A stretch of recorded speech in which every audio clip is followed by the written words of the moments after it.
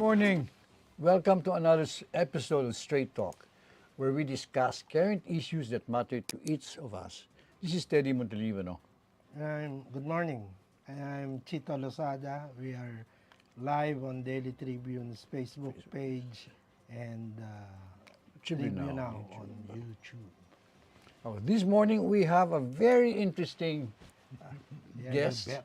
in the person of the Secretary General of the Partido Federal ng Pilipinas, General Tom Lantion, retired, no?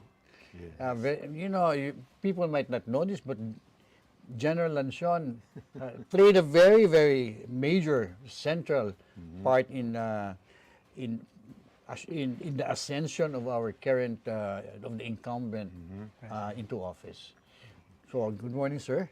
Good morning How at are nais ko munang bumati sa inyong Yes. programa sa telebisyon, ang Straight Talk, Straight talk, yes. sponsored by Daily Tribune.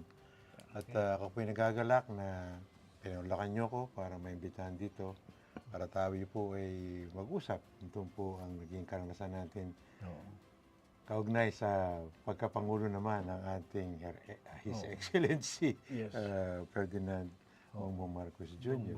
Ang maganda, sir, kasi may ano ka rin, may pinagsamahan din kayo ni yung unang presidente Ferdinand, yung senior, no, Senior Ferdinand. po. So maganda yung magandang usapan natin kasi may transition kasi nagkakaano rin kayo ni yung ating present Kabataan pa ng ating mahal na Pangulo, na Bongbong Marcos. Ako po ang commander po ng Charlie Company ng Presidential Guard Battalion pa yun eh. yes, so Hindi Malacanang. pa, Malacanang pa yun. At saka yung Presidential Security Unit. Wala pa yung command nun. Kasi bago lang alala ang ating mahal na Pangulong Ferdinand Marcos Sr. Kung kaya't ang ating Pangulo ngayon ay nag-aaral nun sa Green Hills. So doon, pagka hinatid namin, kailangan mayroong mga military uniform security officer doon. So, doon kami nagsimula. Oh, sa Lasal Green Hills, no? Dahil Lasal Green. Ilang ano kayo, detail do sa kay Bongbong? Usually pagka mga 7-man uniform personnel. Yes, but I have this story. I don't know. Some of the friends of Bongbong are also acquaintances of mine, and they were telling me that usually when he travels daw, dalawang kotse yan. Yung gara, yung Mercedes, whatever man, yung magara na kotse, pinapauna yan. Doon sa kunwari, parang Vios, di ba? Doon sa murahin kotse. Dikoy yan, Parang dikoy. Yan, totoo ba yan? Kung minsan gano'n nga dahil diba, pupunta sila sa yung mga disco at that time, may disco ang ganyan. Oo. Ganun. Part of security operations lang naman yun. So sir, tell us, how did you find the president? In his younger Yung the older, President Marcos Sr. the older. How did you find him? Yeah, when you were under him? Very intelligent yun eh, presidente. Very intelligent, no? Yes. Matalino. Minsan kinukorek pa niya English ko eh. Ano ba talaga So pareho kayong May story dito language? nasa 777 kami. 777, pagka weekend, What is 777? that's the presidential yacht. I see, okay. Pagka nag-relax siya, diyan kami sa Manila Kasi Bay. paborito niyang number 7. 777 yun eh, 777, presidential yacht.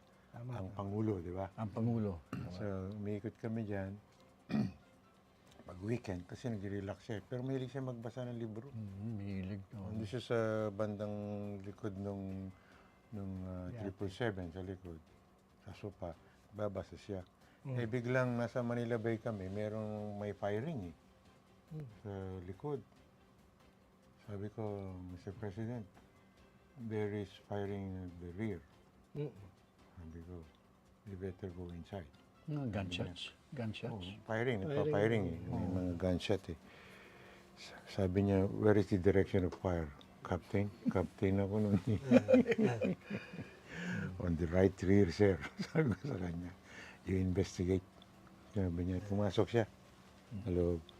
Yun, merong hinahabol na Naval Intelligence Unit ng mga smuggler siguro doon sa pier. Talaga? Oo. Lapit, ha? Na hinahabol na yung mga bangka doon o whatever yung ano.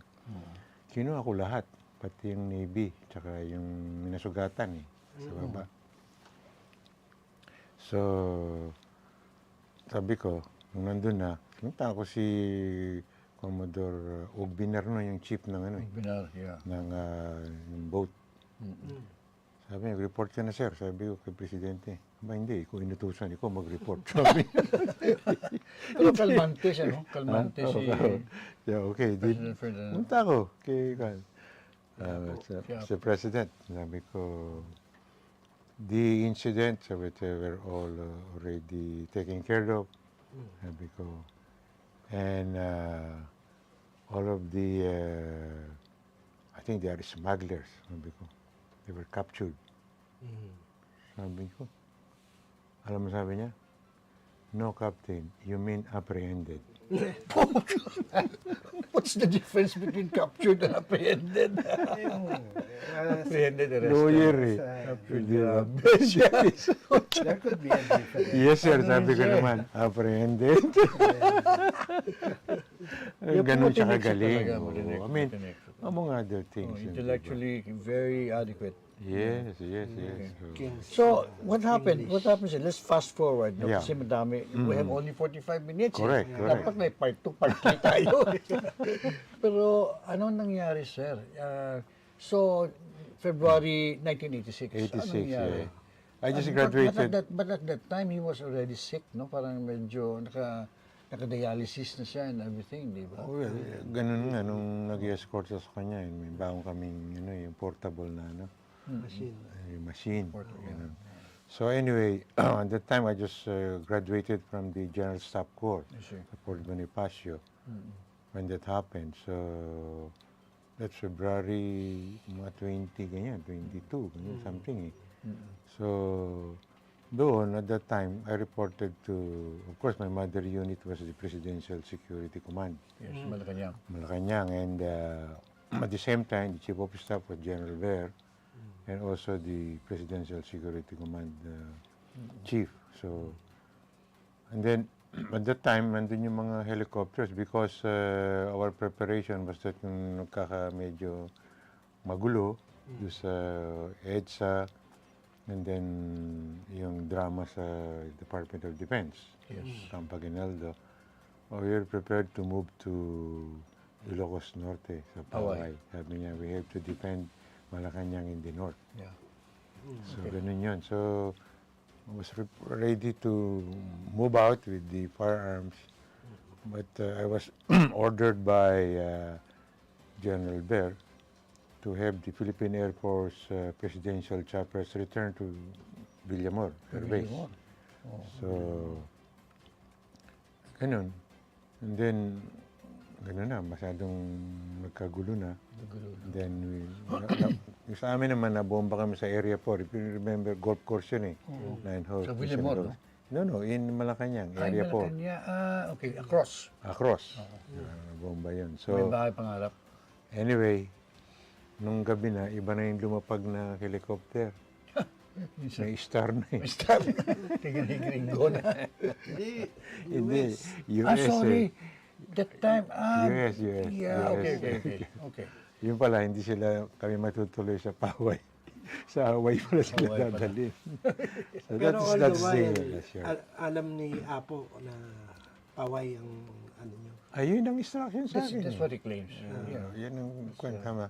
We're ready Di to move ba out. siya really. nagprotesta nung papunta? Hindi, I don't know what happened na doon sa Clark. Yeah, Siguro of nagulat course, siya. it- He was Of there. course, the US, Wala kayo dun pa nga. Wala na ako doon. Dito ako sa Malacanang. Eh. I guess the US will never allow that he would be brought to Yeah. Hawaii. No, they would not come all the way here and then Yes. proceed to- So that's, Anyway, that's so what's he transpired. went, he and his family and his group of people with him, Yes. na pumunta na sa Hawaii. Sa Hawaii, yeah. Ano nangyari sa iyo? I stayed behind and then si General Barangan nata noon was the deputy. Wala na rin sila General Ver eh. So siyang naiwan doon. Sabi niya, you report now to General Ramos. Okay. So So, sa Camp Crame. But, siyempre, magulo pa nun eh. Yeah. And then, I decided to report to the National Intelligence, NISA, may NISA nun, NISA, National Intelligence Security Agency. And then, from there, we were able to move to, because I was dropped from the roles Oh, yeah. by the By the new administration. administration. Sabi ko, why are you dropping from the roles? I was doing one official duty, being in the Armed Forces of the Philippines and the Constabulary. It's a duty to protect the Presidency, the Commander. He's the Commander-in-Chief. Offense ba yun? Sabi ko. So anyway, I was there. At that time, the Chief PC pa nun eh. Chief PC was General Renato de Villa. Yeah, Renato de Villa, yeah. Si Ramos. Ramos was the Secretary of Defense na nun eh. Ginawa na siya Ginawa secretary. siyang Ginawa na siya. secretary. Oh, Chief of Staff. Secretary. Chief of Staff siya. Chief Chief of of Staff Staff and na siya then kasi si SND. JPE. Yeah, yeah. Then, ano, But you Depends you were on able to JPE. follow McCoy to Apo to the States. sa States, sa LA na kami. Because he was danding, no? From Hawaii, napunta sila sa LA. Doon kami nagsama ngayon ni Boss. So, but si Apo went to LA also? Hindi ba? Hindi na, he stayed in Hawaii lang. So, bali si Danding. Danding, oh, Kasi kuha ko sa Long yung- Beach sila napunta eh. May bahay So, sila. doon kayo Doon kay, kami, no? magkasama. How long were you there? How long were you in the US? Tagal eh. 7 years. 7 years. 7 years. What were you doing? You were under, Ha? under Danding? Basta odd jobs, ganito, ganyan, just to survive. Baka kayo pinatawag ni... Tapos pumunta ni doon si President ni FBR. FBR. Then sabi niya, he convinced me to return already. So Go back to the, for the entire duration of the term of Cory, you were not able to come home. It was only during the time of Yes, FBR. FBR na lang. Tama, So, 7 years. Okay, now let's fast forward again. Fast forward na naman Yes, tayo yes. kasi 45 Opo, minutos yes. ng sir eh. Yeah, yeah. So after when tapos na yung revolution, Yes. nagpresidente na si Mrs. Aquino, And then pagkatapos si FBR. tapos sunod si FBR, ano nangyari sa iyo? Ni-reinstate ako ni FBR pagbalik ko. Bumalik siya. Yeah. Oh, kasi And I military filed malfeasance or misfeasance. Oh, Siguro whatever, na tayo, yeah. it is misfeasance eh, di ba? No, siguro. I'm not Against sure. the government. General de Villa, Was who there was then the Secretary of National Defense now. Nag-DND na siya. Okay. So I won that case. So I reported to him. Sabi niya sa akin, Tom, ako nag-drop sa'yo from the rolls ha. Ako mag-reinstate sa'yo. He was the one who eh, dropped you and then he ganun was the one talaga who ang stayed. buhay eh, di ba? So I was returned back to my old rank as colonel and then with all the back wages. Back And wages. then seniority, the Galing. same. The same rank. Saan kayo Right. na-detail na Galing. Ha? Saan kayo na-assign? Hindi, papasok na ako sa kung ano nun eh, Philippine PCINP o PNP na eh, kasi may PNP na. bagong- Nag-active duty ka, sir? Oo. That's why doon ako nakabawi, naging Major General ako sa Philippine National Police. And I retired. Yes, we became Director Yeah, General. yeah. Galing. Okay, now, when did your relationship? I knew that you were taking care of Yes. Bongbong also when he was in the Lasal Green Hills during that high school years of his. Years, those years. So when early did years. you resume your relations with the current president? Ay, pwede mong ikwento sa amin Hindi, nung kwan na yun eh, matagal, di ba? naitayo na Matagal yung- eh. Nag-governor na siya, bumalik na siya, governor, congressman, ganun. And then, nung may protest na siya sa, di ba, he ran for vice president. Yes. Election protest. Election protest. So, pumunta ako sa, may opisina siya sa Sunset Towers eh, sa Ross Sa Ross Boulevard. Boulevard, yes. So, wala pa nun yung Partido Federal nito. Eh, hindi pa, we're still in the work in progress eh. So, I said, I founded a Partido Federal ng Pilipinas. Pero sabi niya, hindi pa naman approve ng COMELEC yan. Okay. So you work on it. After it is approved by COMELEC, sabi niya, then we can meet again and discuss. This is mga 2019, no? Mga 2019 pa yun eh. Oh, okay. No, 2017, ganun. Oh, mga 2017. Oh, 2017. Ano ba siya, si Bongbong Yeah, he nationalist? lost. He lost the vice presidency. He lost the vice Kasi may presidency. protest sila sa, may hearing na sa Supreme Correct. Court eh.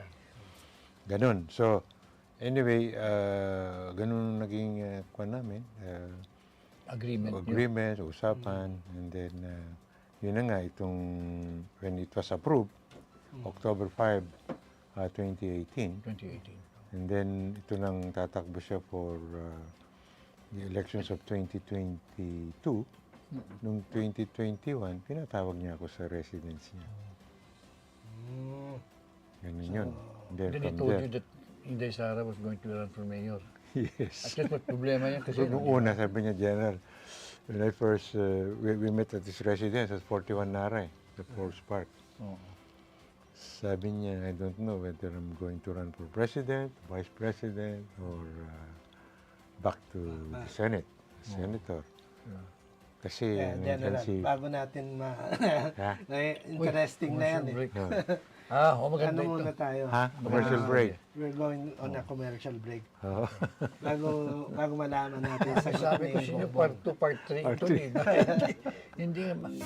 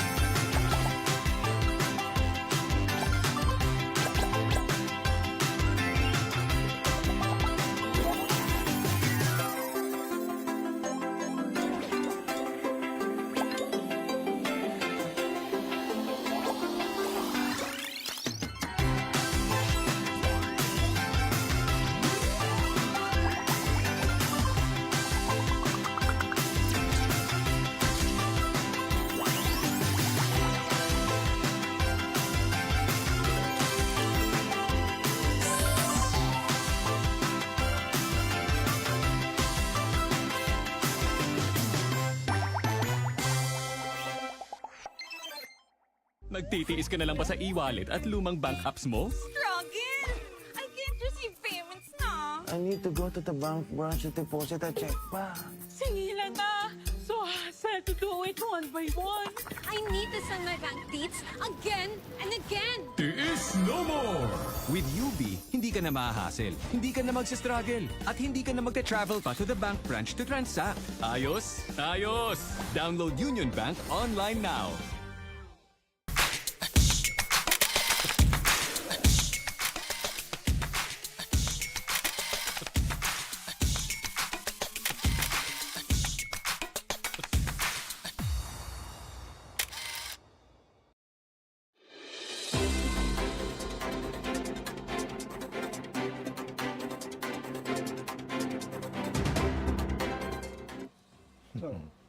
Hello, we're back. We're back with Straight Talk with our very interesting guest, retired General Tom Lantion. Yes. So we were talking about General Lantion has a very, very interesting story. He served well. He had experience in serving two presidents. No? President Marcos Sr. And he also played a big role in the assumption of the son the current President Marcos Jr. into the presidency. So we were talking about before commercial break. We were talking about the Partido, how you Federal. formed Partido, Yes. and then you offered it to to then Senator. Yeah, Senator Marcos. By the way, General, bakit may federal, ano ba, federalism talaga yung ano? Oh, yung Partido Federal, because we're advocating yung sa five core Federalism. principles na gustuhan niya. Number one principle is the belief in God.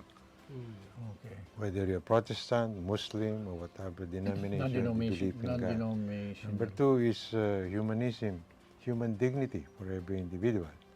Number three is participatory federalism, or yung you are going to defend the core principles of federal system governance, even giving your life to defend it. You know? And then we have yung enlightened socialism. This is job generation. So you have upliftment of the lives of our It's a good Filipino program. people. And then the one is the last of the core principles is direct democracy, we call it. This is the power to the people. Sabi niya, we give power to the people, general direct democracy. In the decision of whatever constituent they are in, the barangays and the local government should decide their needs. And in decision-making process, they should be given priority. Doon sa mga core principles, ano yung pinaka nagustuhan ni President Their Marcos? power to the people, Yeah, direct democracy. So he's a more enlightened. He's a very enlightened siya. No? Yeah. So, Yeah.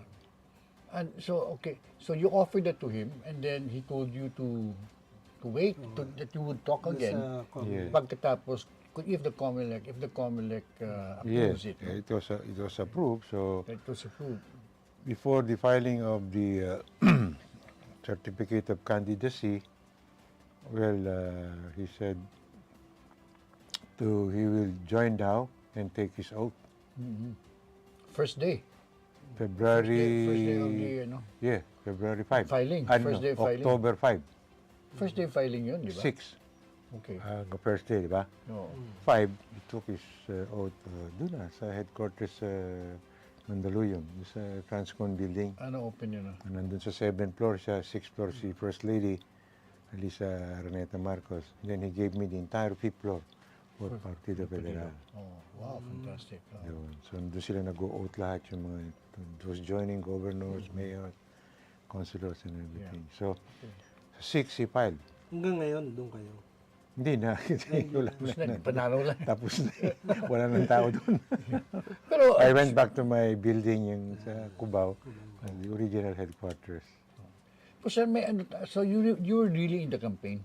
Yeah. You were in the campaign? You campaigned nationwide? From Batanes to Tawi-Tawi. Wow, fantastic. Very mahirap. It's very difficult. Kaya pala you know. sabi know, ni yeah. Bongbong, matikas pa kayo. Hindi, I know, sabi niya. I was in the campaign of Ramos. Yes. My uncle ran eh. Opo. And then a senator. And then I was in the campaign of a senatorial. Nako. Si Kiko Pangilinan was telling, I will never wish this upon my worst enemy. Ano yun? Yung campaign? My God, Oo. pare, to campaign the Nako. entire nation. So, Mahirap eh. yes. Di ba? It's not a So, joke. You have to be really sturdy. Yeah. I And was you with have to have determination. and Governor Chavit. Mm. I think so. Because he lent his aircraft. May aircraft si Chavit? Governor Sing Chavit. Oh, He was okay. using it, the 33-seater. Kami naman, yung mga small craft lang kami. Propeller pa. Propeller, yeah. Oh, pero, Sila jet eh. oh, siyempre. So anyway, so he won. He won, yes. So what did it, anong pinag-gusto? Of course, siyempre, jubilant kayo. Can Oh, you yeah, of imagine? course. Can you imagine he Yeah. won, huh? Was there ever a time when you thought he wouldn't win?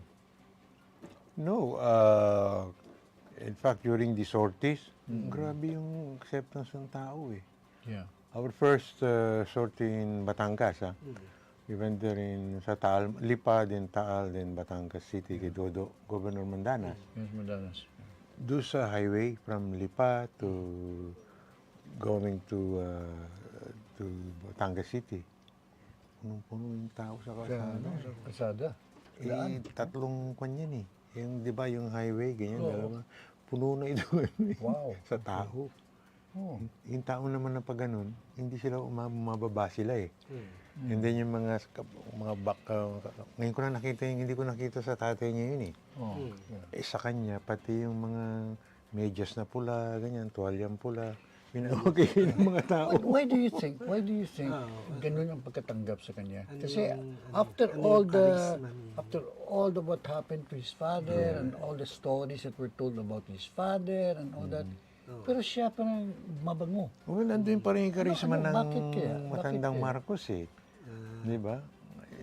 Di ba, the vision of the old man, President Marcos Sr., was really for the development, progress of the country, and that stick to the minds of our Filipino people. Yung mga kabataan. And then the expectation is that, of course, this guy, the junior, should do good, do better. Kasi yung mga kabataan, di na Hindi na nabutan eh. Hindi naabutan, no? Yeah. But it helped sila that yung- that he's good looking. Di ba? It helps that he is very presentable. Yeah, and presentable, good boyish. looking. Di ba? But the father's more handsome. More physique, eh, di ba? Macho. Macho, eh, guwapo eh, di ba? So, Pero, what you call this?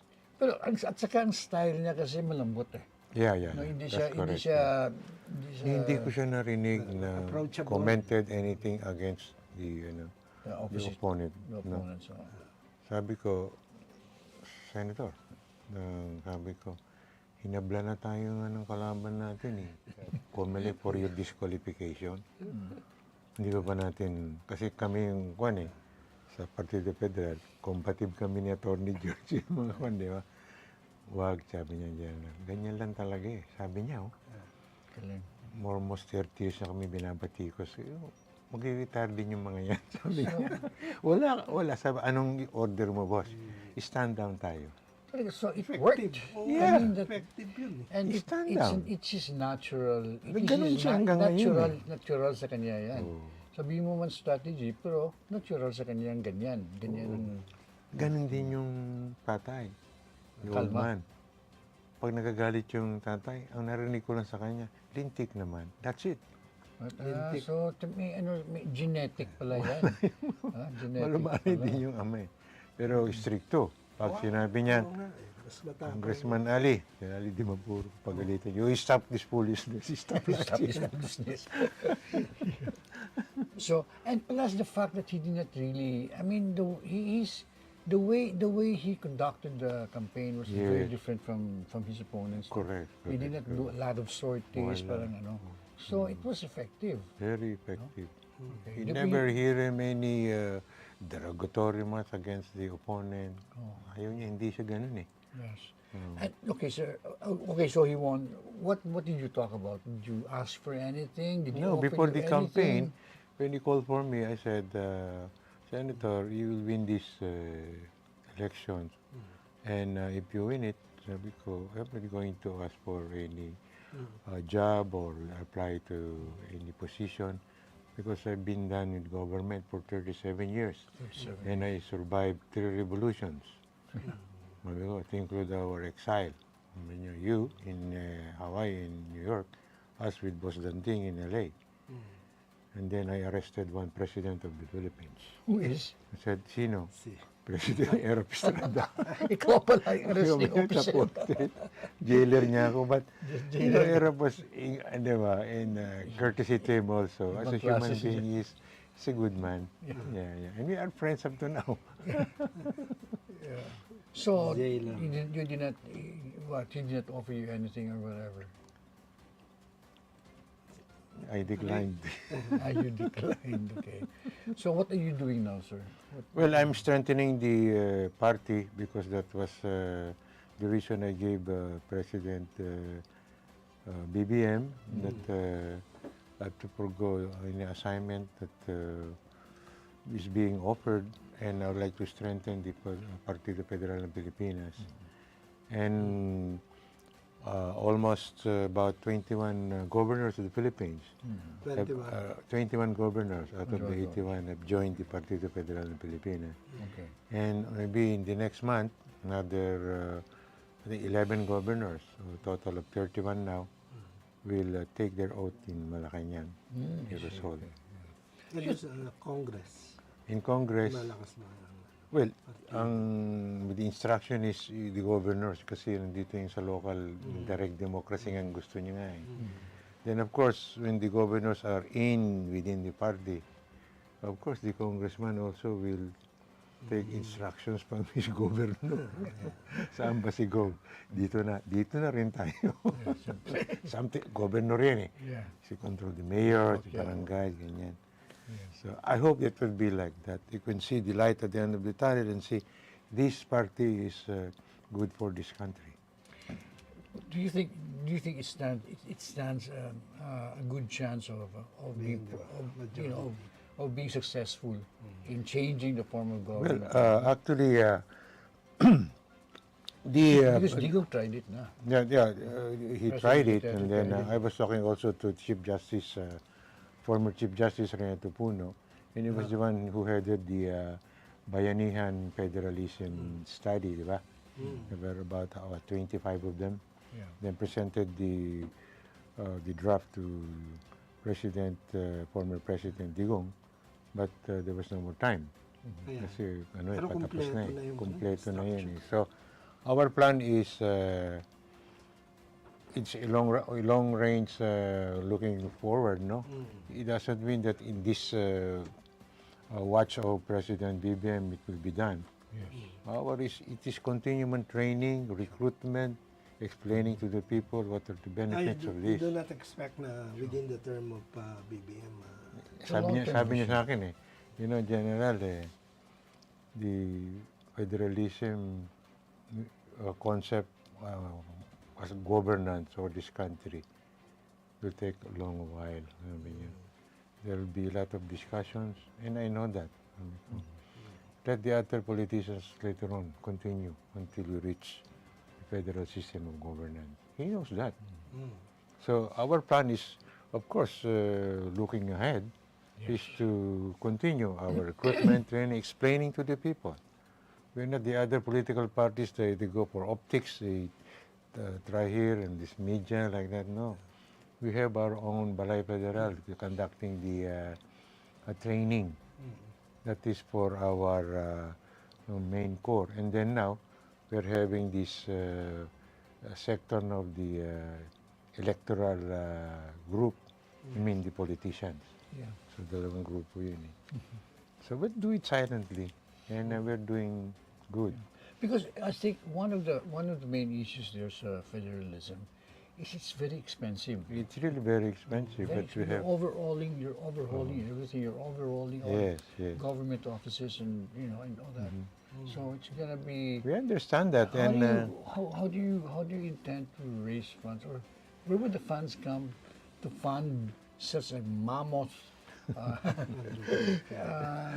movement like this? That will be for Secretary Jokno to address. Instead of Right now they're very busy with the busy Maharlika. with the Maharlika and the... maybe you should No, even the should talk to him about pension Maharlika. of the uniform services. Yeah. So much- Anyway, so so much- we'll leave it at that. We leave it at that one, and then let's talk about that part of your professional career when you were appointed Undersecretary. Undersecretary And head of and the head of land LTFRB, transport. no? Yeah, correct. Land transport.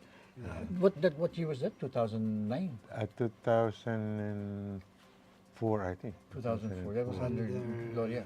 Gloria, yeah, GMA. And we stayed there glorious time, almost 9 years. Not 9 years. Kung Yeah. matapos kami after Almost one PNP, decade. after we retired from PNP, the next day we were already in the OTC. Sa DOTC. We did not enjoy our retirement. Continuous yung Did you enjoy? Did you enjoy your stints? Oh, Right? LTO. in LTFRB chairman, You know, 2 years and a half. I I think. want to. Well, maybe this is a little bit more serious, but you know, this is a perennial problem, no? Yes. The land transportation, the management of road networks and all that. I was just looking because I was just Yeah. looking at this 2012 ADB study, which said identified the main challenges ng Philippine transportation that's being faced with the Philippine transportation. It said the 5 challenges are the poor quality of road network, poor intermodal integration, weak sector governance and institutional capacity, lack of quality urban transport systems, limited private investment in transport infrastructure. Which is, Your research. and in a way, this is in some ways, or this is more or less still the problems, no? Why is it so difficult, especially in Metro Manila? When I was designated, appointed by former President Gloria Macapagal Arroyo during her term as the chairman of Land Transportation Franchising Regulatory Board, I inherited so much problem. Until now, anything. So Every- we started every the address. modernization program, no? What was the modernization program that you No, envisioned during I that time? Masyadong to have because the problem then was the emission, because the jeepneys, emission. these are the old jeepneys, they use diesel, no. So I said now they want to phase out the jeepneys and do with the new van E-bike, like that, jeepneys, electronic. electronic and so on and so Which is a forth. good idea, I think. So I said, I will not give franchises to those transport that still emit high emission carbon monoxide or whatever. So I said, you better fix your engine because it is Euro. At that time, it will be Euro 4 already, Euro 5 something. Oh, grabe. Do that. But Taas. the jeepneys will stay because that is part of the history of this country. Yes, Go Pwede to- ba sang-ayon ka ba sir na gawin sila electronic? Of course, yeah. Pero yung shape, Oh, ng yung shape, shape, ng oh. jeepney, i-maintain Kasi natin yun. Pilipina talaga. Pilipino yun eh. Kaya ba Pilipino yung talaga, may di ba? ganun? Ha? Tapos naka-aircon. O pwede Meron ah. na, yung ginagawa ng Why not? Makati Jeepney Association, Ano rin? sila, o meron sila yung jeepney na aircon. Malaki ha? Sana subukan nila na, no? Sana may pilot, may pilot. Meron na. Na e-bike, gawin nila electronic. Electronic, yun siguro Ah, yung talaga, ginagawa meron nila Orlan Marquez, yung presidente ng federation eh. Maganda Sa siguro Makati. pag-usap. We can invite that person. Si Orlando Marquez. Orlando Marquez. I'll tell him. Yeah, because it really helps eh. Oh, yes. Alam mo sir, I stayed during the pandemic. Siguro, nun, hindi ako ng-COVID kasi sa Boracay ako eh. Sa okay. Boracay ako eh. Okay, 2020 hanggang just before the elections, May 20. Nandun sila, kaibigan ko doon sila, Admiral Tirol. Oh, Yung White best friend House. ko. Si Bong, See you. my childhood friend and my best friend. I'll tell Bong. Every time nung nasa DOTC kami, every time we have, kasi sinimula namin yung Katiklan Airport eh. Yes. Maiksi yun eh. Oo. Biniba namin yung bundok dito. Oo. Di ba? Kasi kung lang, yung mga propeller lang pwede. Before. Before. So yung Pacific tinanggal namin Airways. yung bundok dito, dun sa dagat para mas mahaba na yung runway. Ito na ngayon. Yung malalaking aircraft na. But sa LTFRB, kawak nyo rin ang airways at Yeah, saka under water. secretary ako ng DOTC. Correct. So Yeah. under that, we have land, sea, air, rail, pati ito. Yeah. Kasama ito nun eh. Telecoms. Oo. Yeah. DOTC. Kaya mahirap. Communications. Communications. Yeah. Eh, puro siga lahat yung nandyan. Yeah, tama. So, si Bong Tirol, kilala mo? Yes. I see, okay. Siya ang I grew up Philippine with him. Coast Guard. He was the one who brought me first to Boracay. Oh, yeah. Siyempre, Tirol yun eh. Boracay. Sila yun. Boracay Kaya company. pala Kanila you were yan. able to But stay he was in really my Coast childhood Guard. friend. He was the one who introduced me to Boracay. Okay. So anyway, So yun ang address na. It's still the same problem that we are encountering today. But we made strides to improve it. Hindi ba like RoadNet, ang direktiba ni President BBM kay Secretary Manny Bonoan, who's a good friend of mine, to improve our road network. That's why these highways, these skyways and everything, right, oo. pattern after Thailand already. Correct, yes. So, Isa pa yan. My first trip to Bangkok was traumatic. grabe yung traffic doon, di ba? During that time, parang iiyak ako. Ako, magbalik ka na yan. Puto, inaayok. Iba, Ayaw no? pang lang ang Iba. transportation system. Diba? So, ganun din sa Indonesia. They have improved. In Jakarta, the first state visit of President BBM, we were there. Of course, I checked the transport systems, very efficient. Yung rail nila, tapos yung highway ng So ganyan. medyo na ano na tayo, we have to double We have time to talaga. do- Kasi That's why we have the build more. Sabi niya, di ba? Build Kung ano more. yung sinimula ni Build President better Duterte, build better build more. better more. So that yun ang ginagawa China, natin for you know, the sir, intermodal transport, to make ease of travel. Kasi we started also the nautical highway Correct. under GMA. The GMA, which is I was the very Secretary for laudable. Maritime. Very laudable. That was your term na. Yeah, yung Western Nautical Highway, the Eastern Roro, Seaboard, di ba? Roro. But she really revolutionized something. Yes, magaling si GMA eh. Grabe yun. That's a idea niya yan. major achievement. No? Diba? Milestone. Connecting the inter-island, So now, creating commerce, faster commerce, and then tourism. Throughout the... you said, yeah. They just have to improve the infrastructure. But can you imagine that? You're in Manila. Yes, Manila ka. At 9 o'clock, you board the Roro. yeah. Then, We go to at Davao. 7 o'clock in the morning, you're having breakfast in Boracay. You're having coffee the next day. Yes. Can you... Up to Davao. Up to Davao na ngayon. Davao yun. Passing through the Western Nautical, Central Nautical Highway Yeah. from, So hindi, the from entire country, you Boracay can even go to Siargao siguro, up all the way to Siargao, di ba? to Zamboanga. Up to Sambuanga. Zamboanga. Tapos there, you can interconnect na up to Yeah, by land. by land. Yeah. Yes. So fantastic. I mean, it can be done, you know. In Yes. fact, Boracay was a really. Have you seen Boracay before? When I was first lieutenant, usually we do like that, no? From the president, you go to the first lady. First lady went to Boracay. First Lady. Imelda. Oh, nakapunta siya? Nakapunta ba Wala siya pang yung bahay madam? doon. Ah, Kasama talaga? namin si Tourism Secretary Joe Aspiras. Ah, si Joe Aspi. Sa Ano kami? Sa pangarap, sa ano kayo? Saan Pangulo kayo? Hindi. Ano? Where did you stay? Wala pa doon. But Sandali. Freddy Lozada was there already. Oh, yeah, Kaya yeah, nila. yeah. Oh. Sabi sa akin ni Secretary Spiras, o Teniente, bumili ka ng lupa dito. sabi niya, magiging ano to, sabi niya. Si Mila, meron ka na dati. First, sabi ko, wala po kaming pambili, sabi ko, Secretary.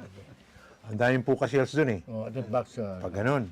So, at that time, si ma'am yun eh, Yeah. beauty. Can you imagine if you bought... Nag-develop, nakita niya na yun. If you bought... ano na yan, Yeah. envision na Envision niya na ganun si ma'am eh. If you bought... Oh. If you bought a few square meters, now you are a multimillionaire.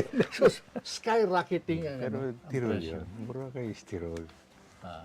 Silang landed sila ron. Sila yun. Hopefully, we will have a second. We will have a second, because, You better. Anytime, told. yes.